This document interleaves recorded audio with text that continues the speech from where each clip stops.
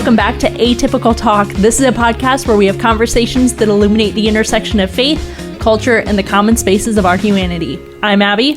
I'm Joel. I'm Brooke.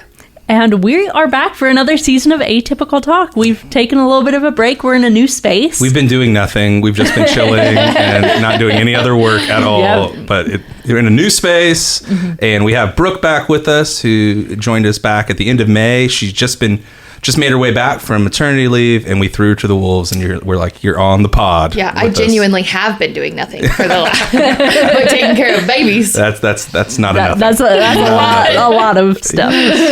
Yeah, so great to have you, Brooke. Brooke is our awesome children's pastor at the church, and so we're glad to have her in the conversation today. Yeah.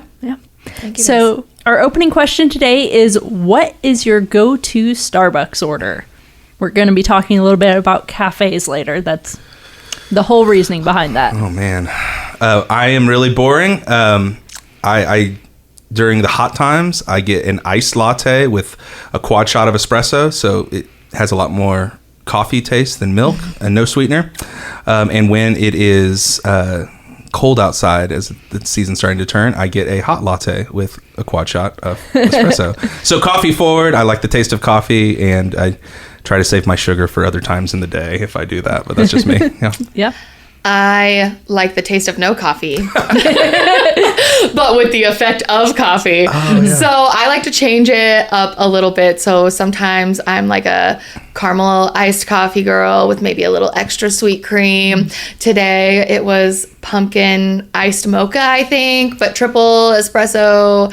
I don't know. I usually just order what somebody else has ordered. That's an adventure every time you go up to the counter or the drive-thru, right? Oh, I always do it online because I'm always so stressed to order in person. Yep. I don't want them to hate me.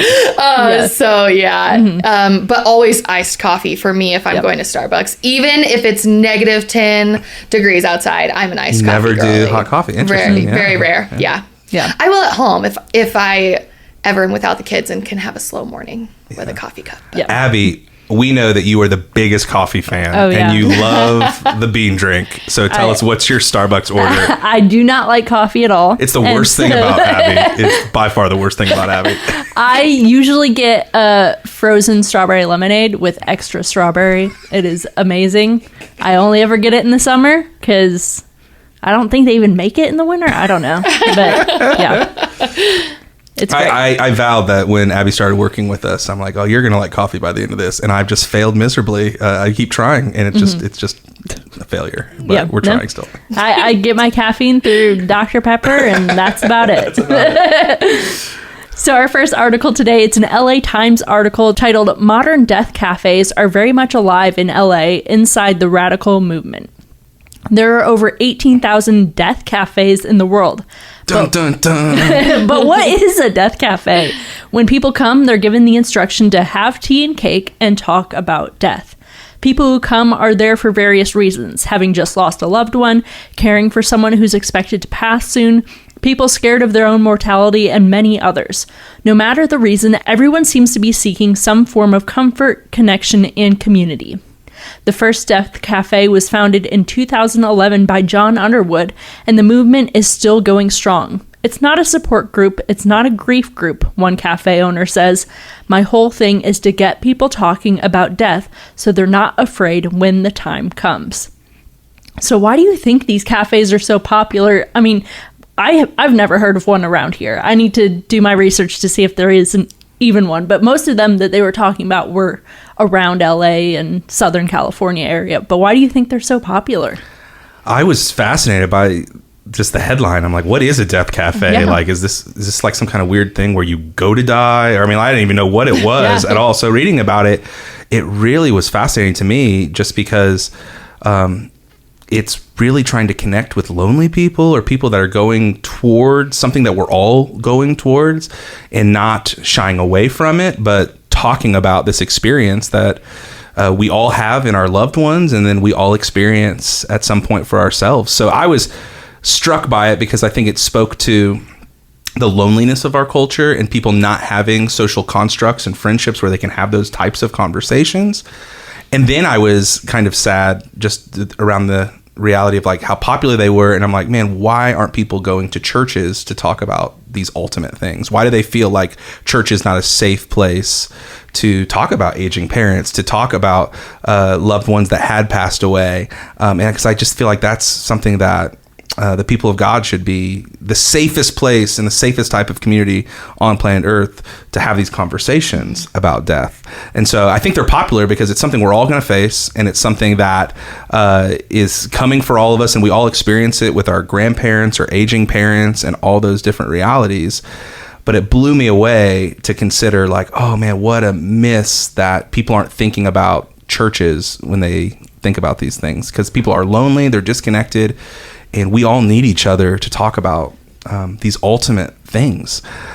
So yeah, it blew me away and made me sad, but also in a strange way, it makes me hopeful that people are thinking about the ultimate things. Like, it's not like church leaders and people inside of faith communities, we need to like convince people to think about things beyond life. People already are. Just we need to meet them there and guide them and walk with them through the scary, through the hard, through the grief, whatever it might look like, because our culture is still asking about these things that are beyond what we can see and feel, which is a great starting point in any conversation. Yeah. Yeah. I mean, do you really think it's healthy to be discussing death? Like, I don't know. As Christians, we talk about it as almost, we're going to be going off to this wonderful place where everything's perfect, but I mean, it's also, I feel like, a lot of fear surrounding death. So I don't know if it's healthy to sit around tables discussing it in these types of settings. Yeah, I that's a really interesting pushback, because I think if it was the only thing, then yes. And that's, that's one of my calling cards at the church too, is like, we're not just focusing about where we go, where we die. Like, that's not the whole thrust of the story, but it is part of the story. And if people are on their own and as they're asking these questions, they do need a safe place to be there. Not to think that that's the only part of the conversation, but it does need to be a part of the conversation. And if I can critique just myself, and probably if I can critique millennials in our generation, like, I don't know if we talk about death enough sometimes. Not from a scary place, but from a like ultimate kind of place. And like that there is something that we're all going to experience when we breathe our last breath. And so I think there can be an overemphasis, which definitely at our church, in our community, we're not going to overemphasize death in a scary way. But there can be an underemphasis too, where people don't feel like it's safe to even ever broach those conversations. So like Halloween, and you can like have the conversations and you can like do the thing, but it's not like every day is Halloween. I mean, it doesn't have to all be the scary thing, but we do need to have safe places for people to think about the ultimate things. Because I think these death cafes are scratching an itch that people have of understanding and walking through the unknown. I mean, I remember for me, I lost my dad and all 4 of my grandparents in like 5 years. So it was like every 6 months, it was like, oh man, here comes another one. Yeah. And I honestly, like, it was just so face to face with the ultimate and grief and loss that I don't think I really had the tools or the community at the time to really process it. Yeah. And so I think, yes, it can be healthy to have a place to do it. Do I want to be spending every Monday through Friday at the Death Cafe? Right. No, that could actually lead to some weird overemphasis in that way as well. But what did you think, Brooke, when you heard about these places? I just thought it was really interesting. I also had not heard of this, but I think it's kind of neat that people would have a place to go that maybe would be outside of if they're grieving, the death of loved ones around them. Maybe they feel like this is a safe place they can go outside of their own family, even to just discuss with people who might be going through the same things. And I think too, I side with you, Joel. Like, I think it can be healthy, but could quickly be unhealthy. There's a balance to it. Exactly. Right? Yeah. I don't think it's something I would want to be focusing on, Yeah. Tuesdays at 7 at the Death Cafe. Yeah. But I think there is a specific like time and place for that in life. So and again, I think that these places are just filling a void from our faith communities. Like inside of our communities or people that are around our tables, if they don't have a safe place and if they don't feel like the door's open for them to ask those questions there, of course they're going to be searching and seeking for a safe place to have these conversations. 100%. So I think the onus is on Jesus people to not overemphasize it, but know that, hey, we can talk about the scary things, the hard things, the grief, the loss, the lamenting that goes on inside of our faith community and in our friendships around our tables. Yeah. Because if not, they're going to be seeking out some tea and cake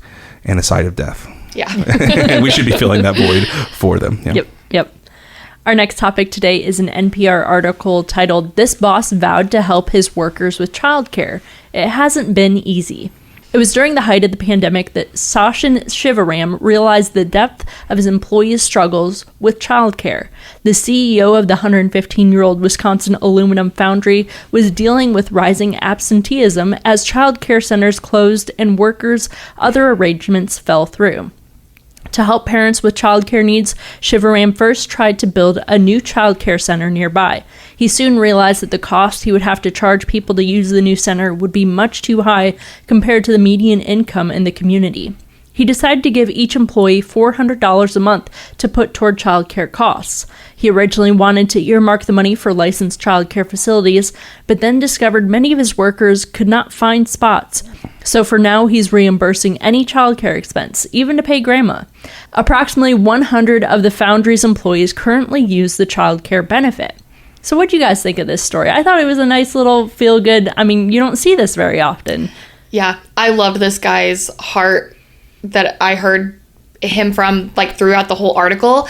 I have now 2 kids, and I'm really fortunate to have my sister-in-law caring for my kids, but we do pay her, and even that is equating to like $800 to $1,000 a month. And so like that is a big chunk coming out of our paychecks every month. Yeah. And so I just thought this was really interesting and a good way for this boss to be meeting his employees where they're at and just giving an extra way of showing that he cares and values not just the employee, but also their families, including their children. And I just think that's something that is lacking, at least in America today. And so, yeah, I loved the article, and I really thought it was really a great thing. Yeah. Yeah, I'm really, that kind of leadership was really impressive to like think beyond just like the CEO level of things and to consider what's going on with absenteeism and the quality of life for families. And then,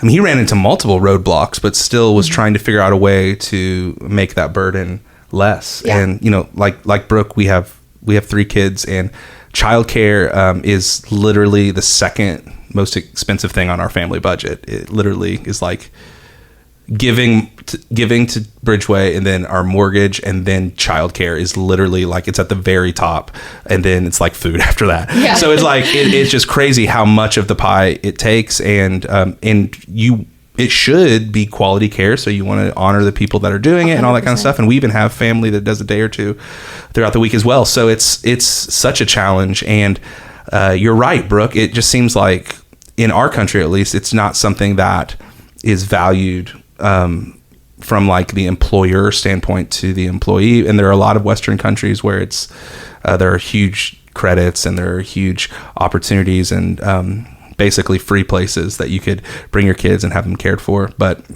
I love this guy's heart to consider what in the world is going on with the people that are working with him and for him and way under him to try to fix it. But it is a problem that is really messy. And it's not getting easier. Because there are people all the time that make the decision not to work, but to stay home because so much of one of the paychecks is going to go to childcare. Yeah. It's just such a challenge. But I think the heart of this story for me is seeing somebody who sees the challenge that families are facing and feels what they're facing, tries to do something about it. It doesn't work.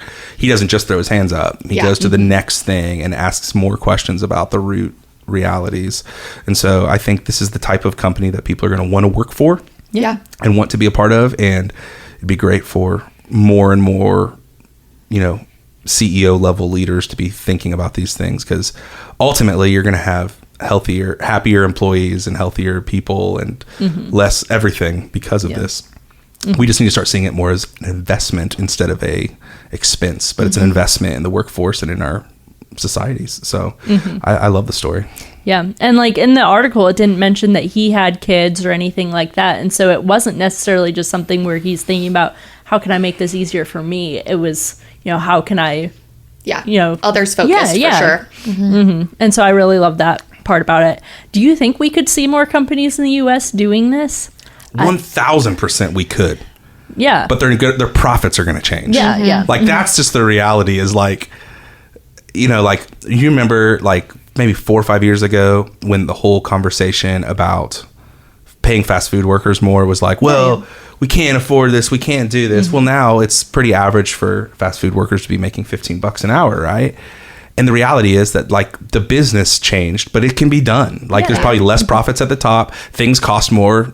And that's part of the inflation conversation. But like, yes, it can be done. It just needs to be the value of understanding like the CEOs and the bigwigs aren't going to make as much. And some of that cost is going to be passed on to the consumer because it's got to go somewhere. Yeah. But yes, it can be done. It's just people are going to have to make the hard choice to like not make as much money. Like some of the top not to make as much money. And for us all to burden share and pay more for our cheeseburgers and things like that none of us like.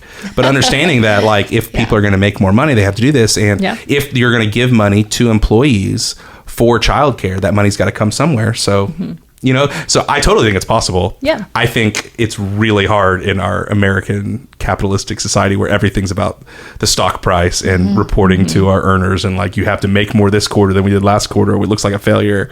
That's where it's hard. It can be done. It's going to have to take a different mindset. And it kind of does push against the American mindset of it has to be up and to the right every quarter more. It needs to grow. The bottom line needs to grow. And that's what's hard. I would love to see it become more of a norm. It's interesting here in Kokomo, Chrysler or Stellantis, they were bought by, I believe it's a French, is Stellantis a French company? Italian, I believe. Italian, I sound so ignorant. Italian company, but it's interesting. They moved in the direction to where they have a very generous paternity leave to where you can get, I think it's 3 months completely paid for awesome. Even dads. Yeah. And so I think you see some of that Western European influence in some of the big companies. Sure. And as you see it work and people use it, I think that it will become more and more normal. Knock on wood.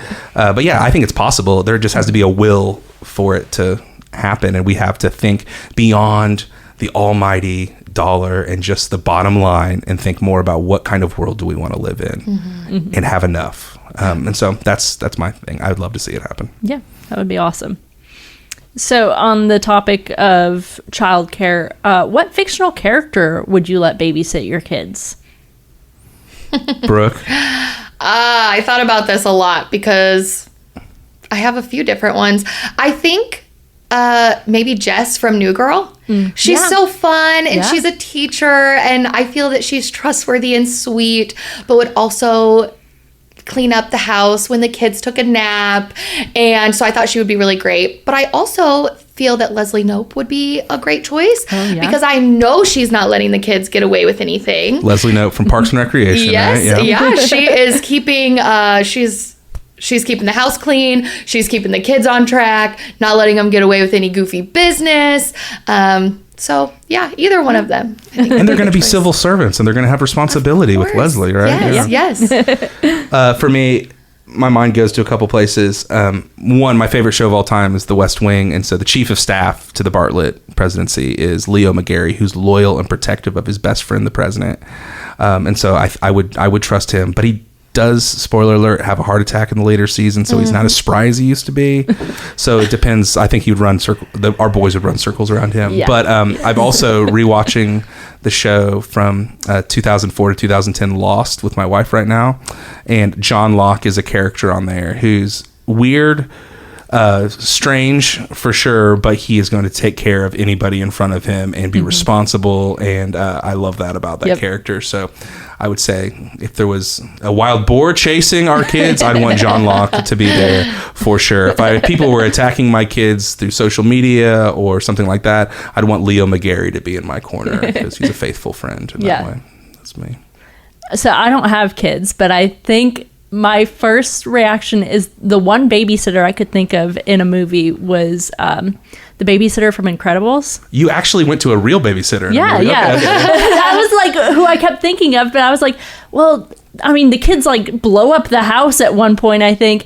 But also, if she can handle like superhero kids, I hope when I do have kids, they're like normal. And so I feel like she could handle those. Yes. But yeah, that was the one who I thought of because, I mean, she also has the house put back together by the time the parents get home. So Oh, man, that's worth so much. Yeah. Right there. That's an amazing gift. Yeah. Yep. And so that's who I would go with. All right. Our last topic today is a Relevant magazine article titled, "Why Do People Get So Mad When Their Political Party is Criticized?" Why are so many people triggered when their political party or leader is criticized? Pastor Rich Viotis, the author of the article, asks. Enmeshment is our tendency to fuse with others in such a way that it becomes hard to determine where one person ends and another begins. We see it in the world of politics. In an ever-increasing way, people are so enmeshed with political figures and parties that it's hard to distinguish themselves from it. This reality is especially revealed when criticism surfaces. For people of faith, this is the ancient call to reject idolatry. Idolatry is the unquestioned allegiance one gives to something or someone other than God. This rejection is not just practiced through theological commitment, but by emotional clarity. When the candidate you support is criticized and you feel deep anger and defensiveness, the question we need to ask is, why am I so defensive? Have I confused my core identity with the person or party I support? The painful truth of this is, if a political leader is beyond genuine critique in your mind, the political leader has taken on a godlike status. I really liked this article. There's a lot more Rich. to it. Yeah, I definitely encourage you to read it in the show notes. So what do you think about the author saying that we get offended because we've idolized these politicians? I think he's right on. I think it's something we don't think about is like idol worship or really making an idol out of things. But to his point, if that person is beyond critique and we feel personally attacked when somebody attacks them, we are putting them on a pedestal. We're putting them above other things. And so, yeah, I think that we totally idolize people or political tribes. He also talks so much in the article about how we enmesh or we sort of mold with these people. And I think it's really it's a sign of where we find our core identity. We're starting to see ourselves as part of that movement. And therefore, if that movement or that leader is critiqued or criticized or made fun of, then we feel critiqued, made fun of, criticized. And that is a dangerous place to be. That's why one of the most powerful calls in the scriptures and Christian theology is understanding that we are made in the image of God and that our first name, our most important name, is that we're his beloved, not what we do, not what we don't do, not the good we do or the bad we do, all that stuff, but it's that we are loved first, and God says that we're enough and we're his. We get it so mixed up every 4 years as these things turn around because we get so tangled in a team where we find like this is our tribe. And when we do that, man, it leads to a huge mess. I heard another Christian leader say a couple weeks ago, this brought a lot of clarity to me, is that, the church, the people of God are not called to be cheerleaders for Republicans or Democrats, but we're called to be referees for all, to call balls and strikes, to be umps, to be truth tellers in the midst of it, and know that one leader is not going to fix everything and one leader is not going to break everything. Let me say that again because I need to hear that personally. Yeah. One leader is not going to fix everything and one leader is not going to break everything beyond repair. That doesn't mean that who you vote for doesn't matter. It doesn't mean that you can't have strong convictions about who you vote for, but we need to have the clarity to be like, oh, even the person we liked, that's bad, or oh, I can't line up with that. And there's not going to be a candidate that honestly should line up with everything that you believe, I believe, or the way of Jesus. Like there's just not. God does not fit into those nice little categories. But man, this is such a challenging thing because I can get my identity wrapped up in one political worldview or the other political worldview being evil. And in the context of that, I get too enmeshed, as Rich Viotis says. And so I think it's such a great challenge that no matter who wins the White House, Jesus is king. Yeah. And that's the thing to remember, and to be truth tellers to whatever side it is, and not get enmeshed. This is interesting. We're recording this on the day of the very first presidential debate between Kamala Harris and Donald Trump. So you better believe I'll be watching that debate, and I'm gonna be thinking a lot about it. But I hope that this would be a year that Jesus followers, we don't get too tribal with one side, and we don't take it so personally for us, like we're being critiqued or we're being attacked. But I think it's so easy to do that, and I see that pull in myself, not just in other people. But I think Rich Viodas, he's awesome. This is a great article. He has a lot to say. That's really good. Mm-hmm. Yeah, I don't know, the thing that I kind of push back on in this article, I think it's almost human nature to have these reactions when something you like is criticized.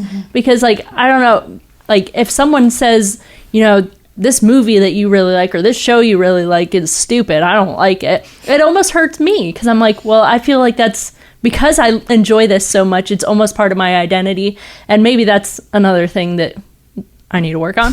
But also, I feel like it's such human nature to be upset when someone criticizes something that you agree with or something that you like. And so, I don't know. No, I get what you're saying. I agree with that. I just think that there can be degrees and levels to this thing. Yeah. To where if you're like, I'm watching Lost, and you're like, oh, that's the dumbest show that was ever made, I'll be like, well, you're wrong. You don't get it. And I could let that roll off, or I could be laying in bed at 2:00 in the morning, feeling like you're attacking me, you don't respect me, and all this different kind of things. So to me, I think there's levels to this thing. Now, like in the political spectrum, like if somebody was attacking the candidate that you were supporting and being like, oh, that's stupid, you can be like, okay, whatever, I don't really respect what you think about this, or we're not going to see this eye to eye. Or you can feel like you got to defend that person and attack back and get into this kind of like brawl that doesn't change anybody's mind, and ultimately doesn't make anybody feel better. So I would just say, yes, like it's very human nature to be like, to feel that, but to what degree are you letting it like own your next 6 hours or your attitude towards them the next time you see them too? And because there's this levels to that will not lead you to be healthy, and you're stewing over something that they've long forgotten about. And that's what I think I would like to guard against in myself, and encourage other people to guard against is, we want people to like us and like the things that we like, right? But if they don't, it's not like they're my enemy, they're just wrong. How do you think we can stop ourselves from becoming enmeshed with political figures before we get to the point of, you know, telling someone they're an idiot because they don't agree with us? For me, I think like we have a tendency in the American story to idealize people. Like, it's an interesting thing, because even all the way back in the Hebrew scriptures, before Saul was called the first king of Israel, God didn't set up this country, Israel, to have a king, but God's people wanted a king. They wanted that one leader. They wanted someone to represent them, because all the other nations had kings that were like these rock star leaders. And I think there's a human desire in us, as we just go by our little lives, to have that inspirational, idealized, like George Washington, Abraham Lincoln, Martin Luther King Jr., these incredible leaders. I know he wasn't a president, please don't write me later. But we want these like incredible leaders to represent us, and we're like behind them. And I think when we do that with movies, and, you know, it's just sort of what we do as humans. But when we do that in the real world, we make people very black and white, and there needs to be a hero and there needs to be a villain, and there's no nuance or mess to them. So I like to think, like I said earlier, that like no one's going to destroy the whole thing, and no one's going to save everything. I don't want to make them like the hero. And remember that, like, Jesus had the opportunity to come in the political world and be a political leader, and he chose the exact opposite every way, and he changed the world. So that's how I want to see the world change. I think that's how God is changing the world, is not from the top down, but the bottom up. So I want to remind myself that, like, it's not really the thing that's going to change everything.